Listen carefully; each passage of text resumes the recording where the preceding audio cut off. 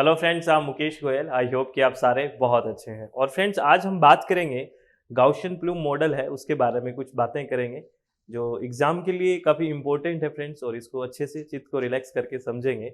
एक बात मैं और बता देता हूँ फ्रेंड्स कि अपना जो पेपर 2 है इन्वायरमेंटल साइंस, पेपर 2 अगर किसी का ईवीएस है इन्वायरमेंटल साइंस कोड नंबर 89, तो उसके रजिस्ट्रेशन ओपन है। अगर आप विलिंग हैं तो रजिस्ट्रेशन करवा सकते हैं। और रजिस्ट्रेशन कहाँ पे है?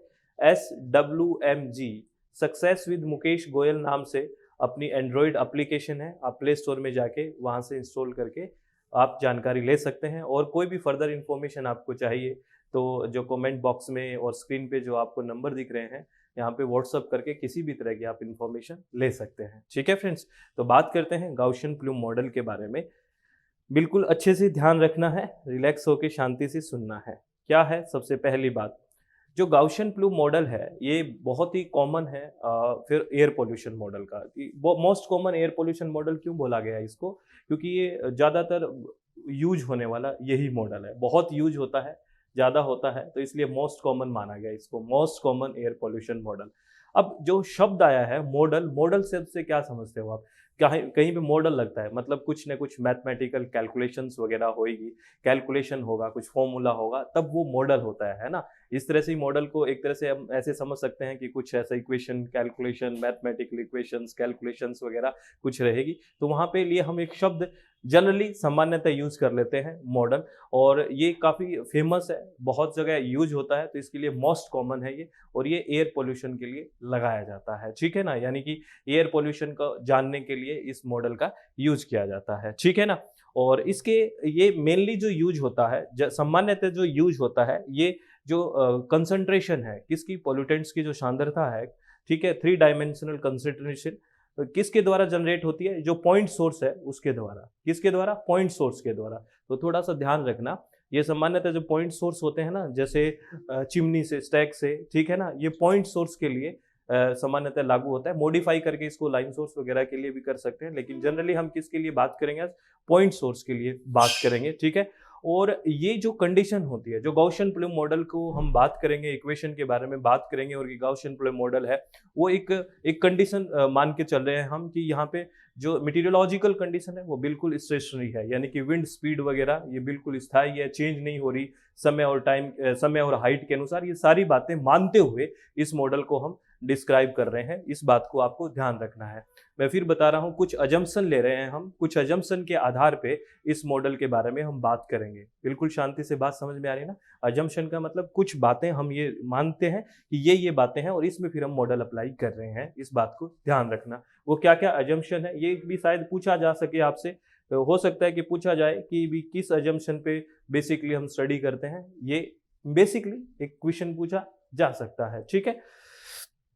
हाँ, ये क्या है? ये इन 3 लाइनों को देखना फ्रेंड्स, काफ़ी इंपॉर्टेंट बन जाती है। ये कह रहा है the basic Gaussian dispersion model है, वो किसके लिए? Applies to a single point source such as smoke stack, ठीक है ना, सिंगल जो पॉइंट सोर्स है उसके लिए। या फिर it can be modified for line source, जैसे मोटर व्हीकल होते हैं अलोंग रोड साइड जो चलते हैं उनको लाइन सोर्स बोलते हैं, ठीक है, तो उनको भी ये मॉडिफाइड हो सकता है। और it can also use for air source, area source, sorry, के लिए, किसके लिए? एरिया सोर्स के लिए। यानी कि ये हम बात करेंगे पॉइंट सोर्स के लिए बात करेंगे, और ये मॉडिफाइड हो सकता है किसके लिए? लाइन सोर्स के लिए भी हो सकता है। और ये यूज किसके लिए और भी किया जा सकता है? एरिया सोर्स के लिए भी यूज किया जा सकता है, ये मॉडिफाई करके। इस बातों को आपको ध्यान रखना है, ठीक है फ्रेंड्स। चलो, बहुत बढ़िया, बहुत आराम से समझ रहे हैं। चलो, ये बात हुई ना। अब अजम्पशन की बात करते हैं, क्या क्या अजम्पशन हमने लिया है जब हम गाउशियन प्लूम मॉडल के बारे में बात कर रहे हैं, तो हमने क्या क्या अज्यूम करके चल रहे हैं, क्या क्या अज्यूम है हमारा, क्या क्या है? पहला, the rate of emission from the source is constant. इस बात को भी ध्यान रखना है। जैसे कोई भी ये एक चिमनी है मान लेते हैं, और इससे जो इमिशन हो रहा है, इससे जो चीजें उत्सर्जित हो रही है, जिससे पोल्यूटेंट निकल रहे हैं, उसका जो रेट है, जो दर है निकलने का, जो रेट है, वो एकदम कांस्टेंट माना है हमने। ऐसा नहीं कह रहे कि कभी ज्यादा निकल रहा है कभी कम निकल रहा है, ऐसा नहीं माना, कांस्टेंट माना हुआ है। इससे सबसे पहला अजम्पशन तो अपना ये है फ्रेंड्स, ठीक है, ध्यान रखना है। दूसरा क्या अजम्पशन है? The wind speed is constant both in time and with elevation, यानी कि हाइट, यानी कि जो विंड की स्पीड है, जो विंड चल रही है उसकी जो स्पीड है उसको भी हमने कांस्टेंट माना है। किसके? समय और हाइट, यानी कि हमने मान लिया कि ये कांस्टेंट रहेगी, ना तो समय और ना हाइट के अनुसार बदल रही है। हमने इसको भी क्या माना है, कांस्टेंट माना है। ये बात ध्यान रखना, क्योंकि आपको पता है अगर विंड स्पीड को वेरी करेगी तो आपको पता है कंसंट्रेशन तो वेरी करेगी। तो इसलिए हम जो फॉर्मूला डिराइव कर रहे हैं, फॉर्मूले की बात कर रहे हैं, इस मॉडल की बात कर रहे हैं, तो कुछ अजम्पशन हम लेके चल रहे हैं। ये अजम्पशन क्या है कि विंड स्पीड को हमने कांस्टेंट माना है, कि ना तो ये समय के अनुसार ये विंड स्पीड बदल रही है और ना ही हम ये सोच रहे हैं कि ये हाइट के अनुसार बदल रही है, यानी कि इसको कांस्टेंट एक विंड स्पीड माना है। ठीक है, ये ध्यान रखना। तीसरा पॉइंट है द पोल्यूटेंट इज कंजर्वेटिव। तीसरा हमने माना है जो भी इससे प्रदूषक निकल रहे हैं, ठीक है ना, पॉइंट सोर्स से, वो बिल्कुल कंजर्वेटिव है। वो ना ही तो डिके हो रहे हैं, ठीक है, ना ही किसी भी तरह की कोई केमिकल रिएक्शन यानी कि रासायनिक अभिक्रिया कर रहे हैं, ना ही वो कहीं डिपॉजिट हो रहे हैं। जैसे निकले वैसे के वैसे हैं, बिल्कुल कंजर्वेटिव टाइप है, बिल्कुल संरक्षित है। इस बात को भी आपको ध्यान रखना है। ये अजम्पशंस है।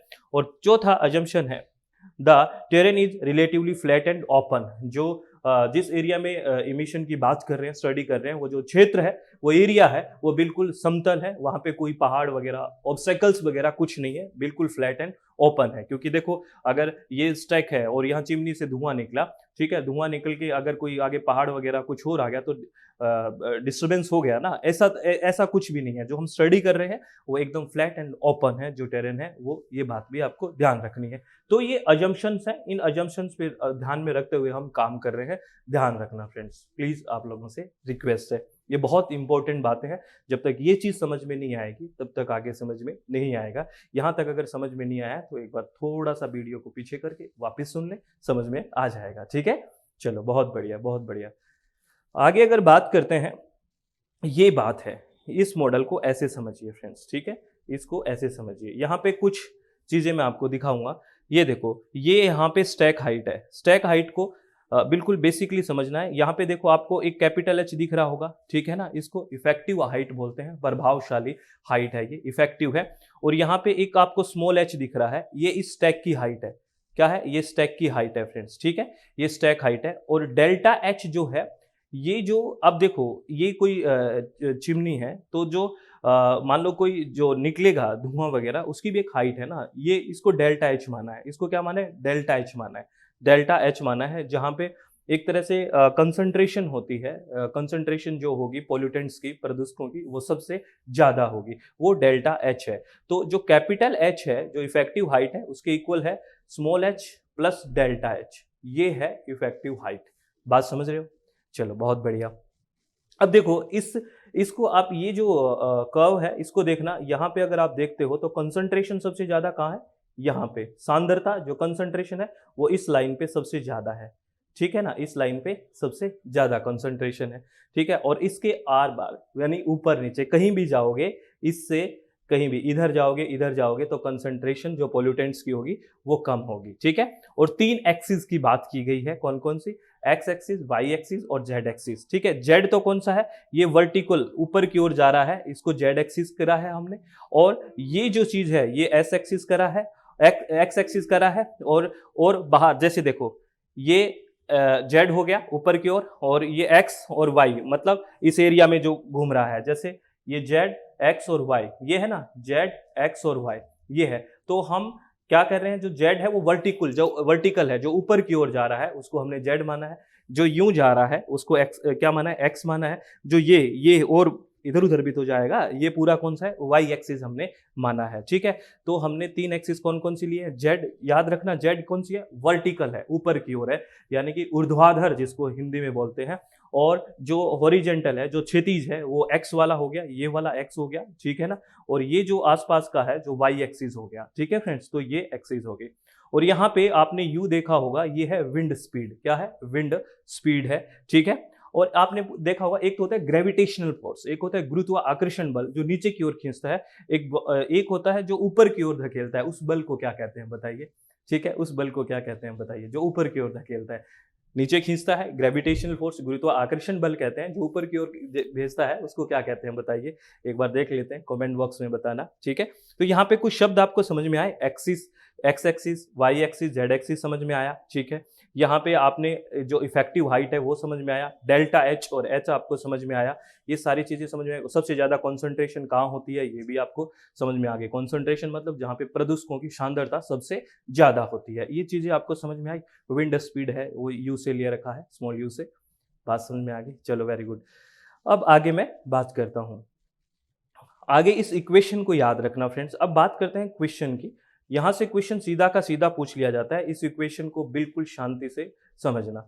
अब देखो हमने जो कंसंट्रेशन की बात की है, सांद्रता की बात की है, पॉल्यूटेंट की, प्रदूषकों की, वो एक्स और वाई एक्सिस पे की है, ठीक है ना, जेड एक्सिस पे नहीं की। क्योंकि देखो जेड एक्सिस हमने वर्टिकल माना था फ्रेंड्स, जेड एक्सिस क्या माना था, हमने वर्टिकल माना था। और वर्टिकल ऊपर जाए तो अच्छी बात है, उसको स्टडी करके हमें क्या, ऊपर जाए तो बहुत अच्छी बात है, ठीक है। लेकिन अगर वो एक्स और वाई एक्सिस में हम रह रहे हैं ना, यहाँ पे एग्रीकल्चर भी है, हम भी रह रहे हैं, तो एक्स वाई की हमें बड़ी चिंता है। यहाँ पे प्रदूषक आएंगे तो पोल्यूटेंट्स आएंगे तो बहुत खतरा है, तो यहाँ वाली हम स्टडी कर रहे हैं, ठीक है ना। तो कंसंट्रेशन एक्स और वाई एक्सिस किसको इक्वल है, ये बात, ये फॉर्मूला आपको याद होना चाहिए। आपको थोड़ा सा प्रॉब्लम सी लग रही होगी इस फॉर्मूले में, कहीं लिख ले सीधा। इससे क्वेश्चन डायरेक्टली पूछा जाता है, डायरेक्टली बहुत बार पूछा गया है एग्जाम में, को कंसंट्रेशन है उसका रिलेशन पूछा गया है, तो किस तरह से कैसे रिलेट करता है चीजों के साथ, उसके बारे में हम देख लेते हैं। तो सबसे पहले जो ये कंसंट्रेशन है यानी कि सांद्रता है ग्राउंड लेवल पे एक्स और वाई एक्सिस पे, और ये हमने सामान्यतः माइक्रोग्राम पर मीटर क्यूब में ले रखी है। और x क्या है, ये है डिस्टेंस है जो डाउनवर्ड की तरफ जो मैंने बताया था x एक्सिस, और y एक्सिस क्या है, horizontal distance from the plum centre line, ठीक है ना। जो डाउनवर्ड एक्सिस एक्स एक्सिस हो गया, और हॉरिजॉन्टल वाला क्या हो गया, y, जो एक तरह से हम जहाँ रह रहे हैं वो वाली बात कह रहे हैं, और z वाला वर्टिकल हो गया। उसके बाद में ये q है, ये q आपको दिख रहा होगा, ये है इमिशन रेट, किस रेट से इमिशन हो रहा है, किस रेट से उत्सर्जित हो रहा है, ठीक है, पोल्यूटेंट। ये इमिशन रेट ऑफ पॉल्यूटेंट्स है, माइक्रोग्राम पर सेकंड, यानी कि जो स्टैक है, जो चिमनी है, उससे किस रेट से इमिट हो रहा है, this is the Q, emission rate of pollutant. प्रदूषक है वो किस दर से निकल रहे हैं, पर सेकंड में कितने माइक्रोग्राम्स निकल रहे हैं, ये है। और एच क्या है, हमने बात की थी इफेक्टिव हाइट है, इफेक्टिव स्टैक हाइट है, जिसके अंदर क्या है, स्मॉल एच और डेल्टा जुड़ेगा। और एच क्या है, एक्चुअल हाइट है, एच हमने देखा था एक्चुअल हाइट है। और डेल एच है, वो क्या है, एक प्लूम राइज है। जैसे एक बात आप छोटी सी बात समझो ना, ये एक मान लेता है एक चिमनी है या स्टैक हाइट है, यहां से मान लो धुआं निकला तो थोड़ा सा तो यूं निकलेगा, थोड़ा सा प्रेशर से निकलेगा, तो एक हाइट ये भी तो लेगा ना, इस हाइट को डेल्टा एच बोला है हमने, ठीक है। और ये जो एक्चुअल हाइट दिख रही है ये तो एच है, स्मॉल एच है, और ये डेल्टा एच जो निकला ये डेल्टा एच, ये डेल्टा एच है। अगर स्मॉल एच और डेल्टा एच को जोड़ देंगे तो इफेक्टिव कैपिटल एच है, ठीक है। इस बात को समझ गए होंगे, अरे ये धुएं का राइज, प्लूम धुआं कितना राइज हुआ है इसकी बात है, ठीक है। और ये जो यूएच है एवरेज विंड स्पीड है, effective stack height of the stack, वो है किस में, मीटर पर सेकंड में। और ये जो सिग्मा वाई और सिग्मा जेड है, ये डिस्पर्शन कोएफिशिएंट है वाई और जेड एक्सिस पे, ये बात आपको ध्यान रखनी है, ठीक है ना। ये हॉरिजॉन्टल डिस्पर्शन है और ये वर्टिकल डिस्पर्शन है। ये फॉर्मूले में आपको क्या बात पूछेंगे, ये पूछते हैं कि किसके मतलब प्रोपोर्शनल है, किसके इन्वर्सली प्रोपोर्शनल है, इस तरह का क्वेश्चन यहाँ से पूछा जाता है। तो एक बार इसको देख लीजिए प्यार से, इस फॉर्मूले को देख लीजिए, देख लो, ठीक है, देख लिया, चलो ठीक है। इसके बारे में जो कीवर्ड्स जो बहुत इंपॉर्टेंट है, इस फॉर्मूले को अगर आपने देख लिया है तो इन कीवर्ड्स को बिल्कुल आराम से याद रखना है, बहुत शांति से, ये बहुत इंपॉर्टेंट पॉइंट्स है। सबसे पहला जो ग्राउंड लेवल पोल्यूशन है वो कंसंट्रेशन, जो ग्राउंड लेवल की जो पोल्यूशन है उसका जो कंसंट्रेशन है वो किसके डायरेक्टली प्रोपोर्शनल है, वो स्ट्रेंथ ऑफ क्यू के डायरेक्टली प्रोपोर्शनल है। यानी कि जितना ज्यादा क्यू बढ़ेगा उतना ही ग्राउंड लेवल का जो पोल्यूशन कंसंट्रेशन है वो बढ़ेगा। ये जितना ज्यादा क्यू बढ़ेगा तो ग्राउंड लेवल का कंसंट्रेशन जो पोल्यूटेंट्स का है वो उतना ही ज्यादा बढ़ेगा। और क्यू का है इमिशन रेट ऑफ पोल्यूटेंट्स। ये बात तो बिल्कुल समझने की है, अगर इमिशन रेट ज्यादा होगी तो ग्राउंड लेवल का पोल्यूशन भी तो ज्यादा ही होएगा, इसमें तो कोई बात ही नहीं है बिल्कुल। और ये डायरेक्टली प्रोपोर्शनल है, ये सीधा आपसे पूछ लिया जाता है। और दूसरा क्या है, दूसरा देखो, downward concentration appear to be inversely proportional to the wind speed. क्या है, विंड स्पीड। ये कह रहा है कि डाउनवर्ड जो कंसंट्रेशन है appear to be inversely proportional to the wind speed. ये जाइए विंड स्पीड के इनवर्सली प्रोपोर्शनल होता है। ये देखो, ये जो विंड स्पीड है, ठीक है ना, इसका जो कंसंट्रेशन है वो इनवर्सली प्रोपोर्शनल है। आपको पता है, इसको बेसिकली आप सोचिए फ्रेंड्स, जितनी ज्यादा विंड की स्पीड होगी तो दूर ले जाएगी, तो ग्राउंड लेवल कंसंट्रेशन है वो कम हो जाएगा कि नहीं हो जाएगा। तो विंड स्पीड और कंसंट्रेशन एक दूसरे के इनवर्सली प्रोपोर्शनल है, व्यतक्रमानुपाती है, इस बात को ध्यान रखना। इनवर्सली प्रोपोर्शनल है, व्यतक्रमानुपाती है। अगर विंड स्पीड बढ़ेगी तो डाउन जो कंसंट्रेशन है ग्राउंड लेवल पे वो कम होगी, जबकि क्यू बढ़ेगा तो कंसंट्रेशन बढ़ेगी। क्यू क्या है? इमिशन रेट है। इस बात को देखना, प्लीज देखना, ये बहुत इंपॉर्टेंट बात है। चलो सर हमने देख लिया है, ठीक है। अब इस बात को देखना, यहां पे ये लाइन बड़ी इंपॉर्टेंट है। In reality the inverse relationship, जो अभी ये इनवर्स रिलेशनशिप है ऊपर वाला, इसकी बात कर रहा है, इसको ध्यान से समझना। In reality the inverse relationship is slightly modified, वो स्लाइटली मॉडिफाइड हो जाता है किसके द्वारा? By the dependency of plume rise delta H on the wind speed. आप एक बात समझिए फ्रेंड्स, इसको बड़ा अच्छे से समझिए। ये कह रहा है कि जो ऊपर वाला जो हमने पढ़ा है इनवर्सली प्रोपोर्शनल होता है, कि जो कंसंट्रेशन है वो इनवर्सली प्रोपोर्शनल होता है जो आपका विंड स्पीड होता है, ठीक है।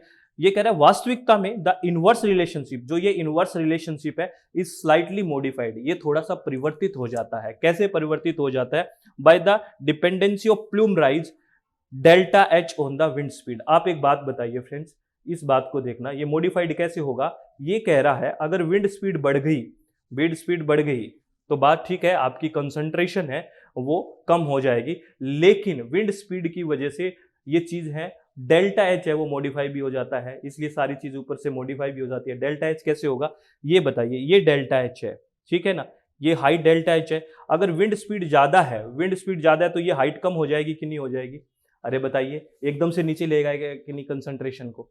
अगर यहाँ पे ये डेल्टा एच है, ये कहीं ना कहीं चीज विंड स्पीड से प्रभावित होगी कि नहीं होगी? जैसे एक बात ऐसे समझिए, ये धुआं निकला, जिया निकला, और विंड स्पीड ज्यादा थी, तो यूं एकदम से आएगा कि नहीं आएगा? विंड स्पीड ज्यादा थी, ऊपर नहीं जाएगा क्योंकि विंड स्पीड ज्यादा है। इधर से विंड आई और ये ऊपर आ रहा था, एकदम से विंड आई, लेके गई ना, लेके गई नीचे, तो ये डेल्टा एच कम हो जाएगा कि नहीं हो जाएगा? इस बात को ये कह रहा है, इस बात को कह रहा है, ध्यान से समझना इस बात को। यही बात है जो आपको समझनी है, ठीक है ना।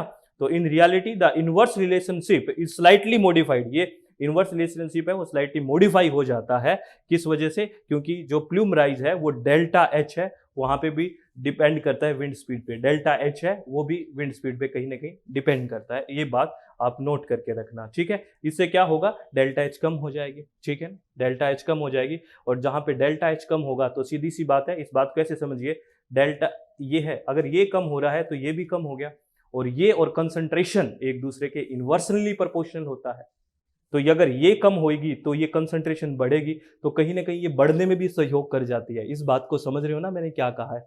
दोबारा सुन लेना, ये जो रिलेशन तो पता होगा ना, अरे कंसंट्रेशन और हाइट का रिलेशन देखो क्या है, ये कंसंट्रेशन है, ये कंसंट्रेशन है, ये देखो ये कंसंट्रेशन है, ये सांद्रता है, और हाइट का स्क्वायर का ये माइनस का निशान है, तो नीचे आ जाएगा कि नहीं आ जाएगा? माइनस का निशान है ना, तो इनवर्सली प्रोपोर्शनल हो गया ना, माइनस का निशान है तो प्रोपोर्शनल तो नहीं है, इनवर्सली प्रोपोर्शनल है। यानी कि हाइट बढ़ेगी तो कंसंट्रेशन कम होएगी, हाइट बढ़ेगी तो कंसंट्रेशन कम होएगी, क्योंकि इनवर्सली प्रोपोर्शनल है, माइनस का निशान है ना, तो ध्यान रखना इस बात का। तो वहां पे हमने देखा था हाइट कम हो जाएगी बिल्कुल ऑफ स्पीड की वजह से, थोड़ी सी डेल्टा एच थोड़ी कम हो जाएगी कि नहीं हो जाएगी? तो वहां पे अगर वो कम हो रही है तो कंसंट्रेशन बढ़ रही है। लेकिन एक बार हम देख रहे थे कि जब वेलोसिटी बढ़ रही है तो कंसंट्रेशन कम हो रही है, ये चीज देख रही नहीं थे, तो ये मॉडिफाई हो जाता है थोड़ा सा। सर क्या बोल गए, एक बार दोबारा बताओगे?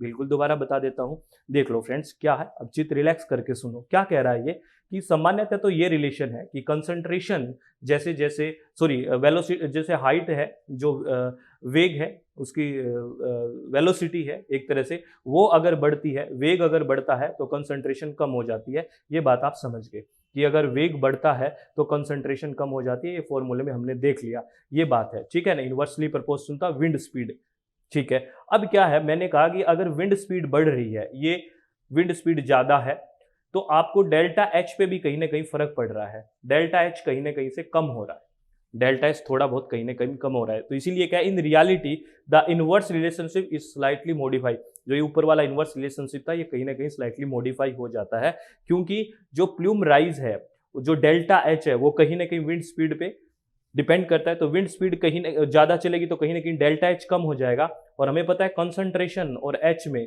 क्या है, इनवर्स का है, इनवर्स का है कि नहीं, माइनस का निशान है, तो ये कम हो रहा है तो कहीं ना कहीं ये बढ़ रही है कि नहीं बढ़ रही, अरे बढ़ रही है कि नहीं बढ़ रही, और यहाँ पे ये बढ़ रहा है तो ये कम हो रही है, समझ रहे नहीं समझ रहे, तो ये वी एच जो है वेग है वो बढ़ने से डेल्टा एच भी प्रभावित हो रही है, और डेल्टा एच प्रभावित हो रही है तो कंसंट्रेशन भी तो प्रभावित हो रही है, समझे कि नहीं समझे, क्योंकि कंसंट्रेशन देखो कहाँ कहाँ डिपेंड कर रही है, क्यू पे तो डिपेंड कर रही है, इस बात पे ठीक है, ठीक है, हाइट पे भी डिपेंड कर रही है, ठीक है, और आपको पता है वेग पे भी डिपेंड कर रही है, तो अगर वेग बढ़ रहा है तो ये कम हो रही है, ठीक है, लेकिन एक बात और देखो, फिर देखो इस बात को कि अगर वेग बढ़ रहा है तो कहीं ना कहीं डेल्टा एच भी कम हो रहा है, और डेल्टा एच कम हो रहा है तो कैपिटल एच जो है इफेक्टिव एच है वो भी कम होएगा, क्योंकि कैपिटल एच इफेक्टिव एच के बराबर होता है स्मॉल एच और प्लस डेल्टा एच, ठीक है, तो डेल्टा एच कम हो रहा है तो कहीं ना कहीं ये भी तो कम हो रहा है, और ये कम हो रहा है तो ये बढ़ेगी कि नहीं बढ़ेगी,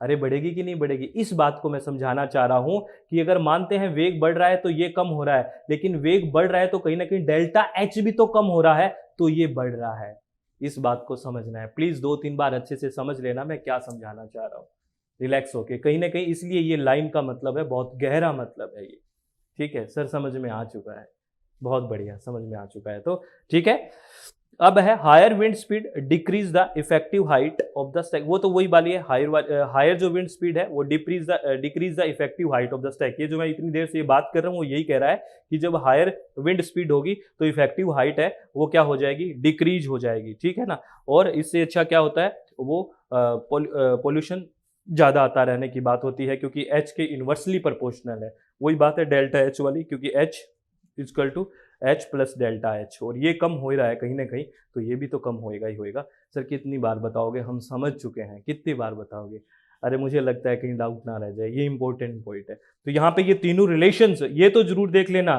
कि ये क्यू बढ़ेगा तो कंसंट्रेशन बढ़ेगी, अगर वेलोसिटी जो वेग है एवरेज विंड स्पीड है वो बढ़ेगी तो भी कंसंट्रेशन क्या होगी, कम होएगी, लेकिन क्यू बढ़ेगा तो कंसंट्रेशन बढ़ेगा, क्योंकि वो एकदम डायरेक्टली प्रोपोर्शनल है, लेकिन हाइट अगर बढ़ती है, स्टैक हाइट अगर बढ़ती है, इफेक्टिव हाइट अगर बढ़ती है तो सीधी सी बात है कंसंट्रेशन कम होएगा, क्योंकि माइनस में है ये बात भी आप देख लेना, ये तो आप जानते ही हो, ऊंची हाइट होगी यार, ऊंची हाइट इसीलिए तो लगाते हैं कि ऊपर चला जाए, ग्राउंड लेवल पे नहीं आए, वरना तो छोटी छोटी चिमनियां लगा देते, है ना, अगर ग्राउंड लेवल की कंसंट्रेशन का फर्क नहीं पड़ता हाइट पे तो नीचा ही लगा देते ना, लेकिन फर्क पड़ रहा है क्योंकि जितना ऊंचा उतना ग्राउंड लेवल पे कंसंट्रेशन कम, इसीलिए तो इसलिए इनवर्सली प्रोपोर्शनल हो गया ना, हाइट ऊंची तो कंसंट्रेशन कम, यही तो बात है, हाँ सर यही बात है, चलो बहुत बढ़िया,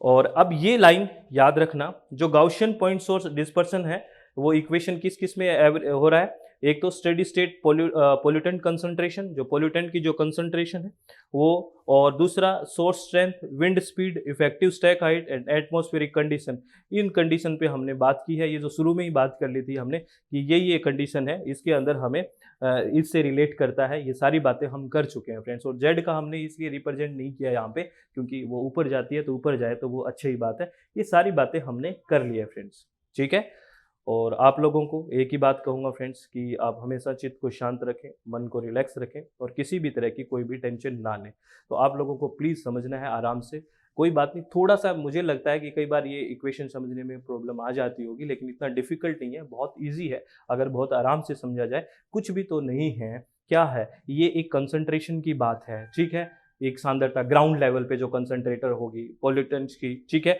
दूसरा हमें याद रखना है कि इसके तो वो क्या होगा, इनवर्सली प्रोपोर्शनल होगा, क्यू के क्या होगा, क्यू जो इमिशन रेट होगा इसके जितना ज़्यादा बढ़ेगा तो ये बढ़ेगा, डायरेक्टली प्रोपोर्शनल होगा, और हाइट के एच स्क्वायर के होगा, ये बात इतनी थोड़ा ध्यान रख लेना, अगर ये बढ़ेगी हाइट तो ये कम होएगी क्योंकि माइनस में है ना, ये बात समझ में आ चुकी होगी, आ गई सर, और क्या बताओ, ठीक है, चलो बहुत बहुत धन्यवाद आप लोगों का, और आप लोगों से एक रिक्वेस्ट है कि आप अच्छे से चित्त को शांत करके पढ़ें, किसी भी तरह की कोई टेंशन ना लें फ्रेंड्स, और हाँ एडमिशन पेपर 2 के लिए ईवीएस के लिए ओपन है, कोड नंबर 89, और आप अगर विलिंग हैं तो आप ज्वाइन कर सकते हैं, अपनी एंड्रॉयड एप्लीकेशन है that is SWMG success with Mukesh Goyal नाम से एंड्रॉयड ऐप है, अगर कोई भी फर्दर इन्फॉर्मेशन जाननी हो फ्रेंड्स तो आप है ना जो आपको नंबर दिख रहे हैं डिस्क्रिप्शन बॉक्स में, वहाँ से व्हाट्सअप करके आप कोई भी इंफॉर्मेशन किसी भी तरह के बारे में जान सकते हो, ऑल द वेरी बेस्ट, बहुत बहुत धन्यवाद, thank you, thanks a lot friends.